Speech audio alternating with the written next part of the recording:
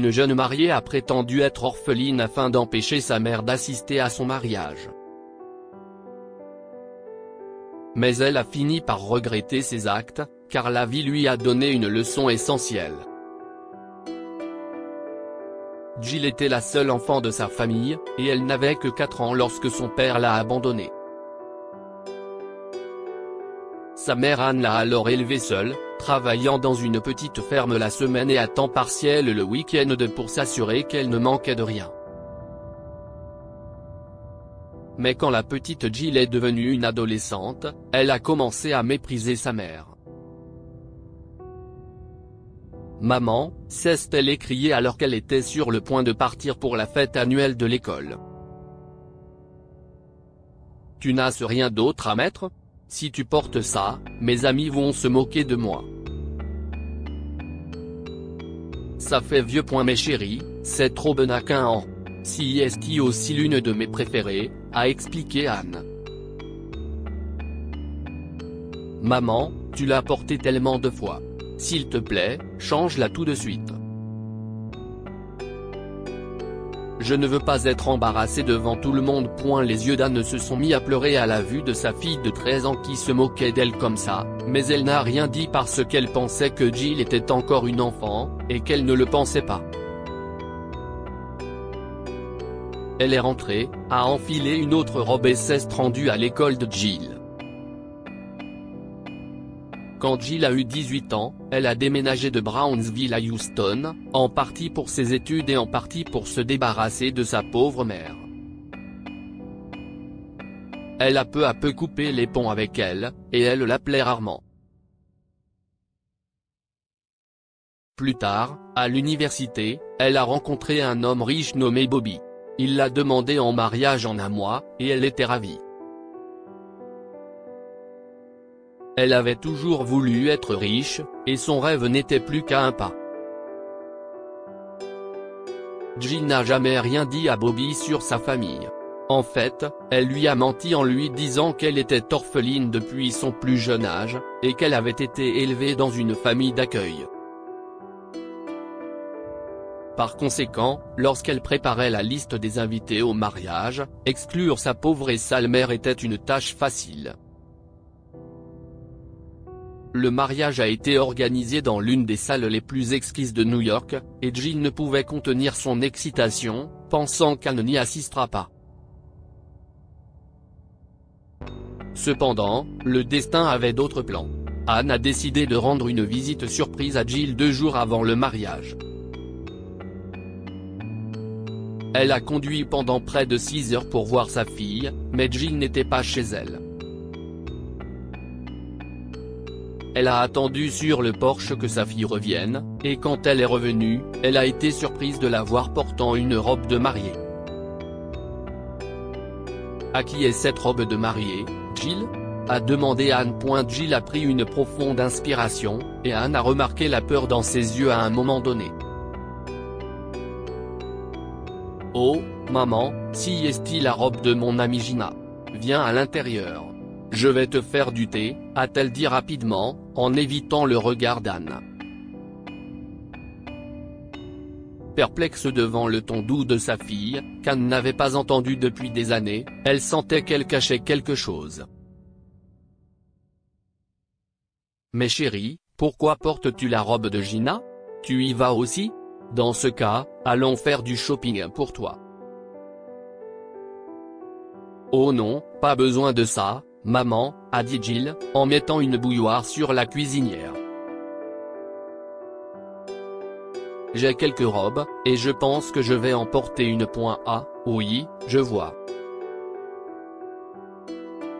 Alors, quand est-ce que le mariage aura lieu exactement ? Si est-il la semaine prochaine, maman, a menti Jill. De toute façon, le thé est prêt. Tu veux bien aller me chercher des biscuits dans la boîte sur l'étagère de la cuisine ? Bien sûr, chérie, a répondu Anne, qui s'est levée du canapé pour se diriger vers la cuisine. Mais juste à ce moment-là, elle a remarqué que l'écran du téléphone de Jill clignotait avec une notification de message d'un contact nommé Love. La liste des invités au mariage est presque complète, chérie. Mais j'aimerais vraiment que quelqu'un de ton côté soit présent pour Tyler. Tes parents doivent te manquer en ce moment, n'est-ce pas? Par curiosité, Anne a tapé sur le message et, à sa grande surprise, il s'est ouvert. Le téléphone de Jill n'avait pas de verrou. Les yeux d'Anne se sont mis à briller lorsqu'elle a lu le message en entier.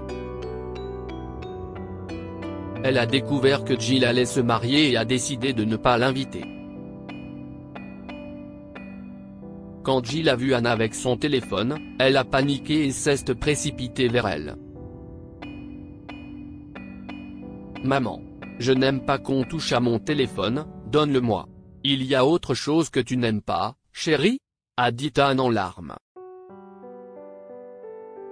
As-tu tellement honte de moi que tu as menti sur le fait que tu étais orpheline et que tu as choisi de ne pas me parler de ton mariage ? Ok, maman. Tu n'as pas besoin de faire une scène. Si est juste que si est une petite cérémonie avec seulement quelques amis proches, si est pourquoi je ne t'aille pas appelé. 200 personnes ? Tu as autant d'amis proches, Jill ? Pour l'amour de Dieu, arrête de mentir. Vous allez vous marier.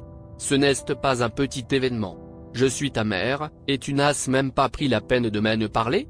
Tu vois, si est le problème avec toi, maman. Tu veux toujours que les choses soient comme tu les veux. Mais si est mon mariage. Si je ne veux pas inviter quelqu'un, je ne le ferai pas. Si est tout. Très bien, chérie. Je ne savais pas que tu me méprisais à ce point. Mais dis-moi une chose, est-ce que si est parce que je te fais honte ? Ok, maman. Ça suffit. Tu vois, mon fiancé est un homme riche. Toutes les personnes qui assisteront au mariage feront partie de l'élite. S'il voit quelqu'un comme toi, une femme sale et mal habillée entrer dans la salle, tu crois qu'il va aimer ça ? Évidemment non. Alors s'il te plaît, pour moi, ne fais pas de scène et oublie tout ce dont nous avons parlé, d'accord ? Il n'y a pas de mariage, rien. Profondément blessée par les paroles de Jill, Anne a rapidement pris son sac et a quitté la maison. Cependant, lorsque le jour du mariage de Jill a approché, Anne ne pouvait contenir son désir de voir sa fille dans sa robe de mariée. Elle a ouvert Facebook et a commencé à faire défiler le compte de Jill, espérant apercevoir sa fille dans la robe de mariée qu'elle avait vue le jour de leur désagréable rencontre. Cependant, lorsqu'elle a consulté le compte de Jill, elle a découvert que le mariage a dû être reporté. Désolé pour le dérangement, les gars, disait le post. Nous allons devoir reporter le mariage en raison de problèmes avec le gâteau de mariage. S'il vous plaît, envoyez-moi un message si vous connaissez quelqu'un qui peut nous aider. Malgré les mauvais traitements infligés à sa fille, Anne est restée debout toute la nuit à préparer un gâteau pour Jill. Puis elle l'a envoyé chez elle le lendemain avec une note jointe. Chérie, j'espère que tu apprécieras le gâteau de mariage. Je n'ai pas pu reproduire le dessin que j'ai vu sur ta page Facebook, mais j'ai fait de mon mieux. Avec amour, maman. Après avoir envoyé le gâteau ce jour-là, Anne s'attendait à ce que Jill lui envoie au moins une lettre de remerciement. Mais cela ne s'est pas produit. 2 jours plus tard, cependant, Anne a été réveillée par la sonnette de la porte.